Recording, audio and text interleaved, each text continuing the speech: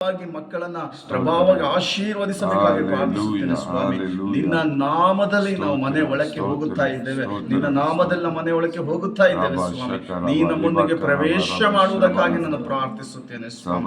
ಯೆಹೋವನು ಮನೆ ಕಟ್ಟಿದ್ದರೆ ಕಟ್ಟುವುದಕ್ಕೆ ಕಷ್ಟಪಡುವುದು ವ್ಯರ್ಥ ಎಂಬುದಾಗಿ ನಾವು ವಾಕ್ಯವು ಹೇಳುವ ಪ್ರಕಾರ ಸ್ವಾಮಿ, ಈ ಮನೆಯನ್ನು ನೀನೇ ಕಟ್ಟಿದೆ ಎಂಬುದಾಗಿ ನಂಬುತ್ತಾ ನಾವು ಪ್ರವೇಶ ಮಾಡುತ್ತಿದ್ದೇವೆ. ನಿನ್ನ ಸಾನ್ನಿಧ್ಯ ನಮ್ಮೊಂದಿಗೆ ಬರಬೇಕೆಂಬುದಾಗಿ ಯೇಸು ಕ್ರಿಸ್ತನ ನಾಮದಲ್ಲಿ ಬೇಡಿಕೊಳ್ಳುತ್ತೇನೆ ತಂದೆಯೇ, amen. Amen, amen, amen. Praise the Lord. ತಂದೆ, ಮಗ, ಪವಿತ್ರಾತ್ಮನ ನಾಮದಲ್ಲಿ ಈ ಮನೆಯ ಕ್ರಿಸ್ತನಿಗೋಸ್ಕರ ನಾವು ತೆರೆದಿಡುತ್ತೇವೆ. ಆಮೆನ್.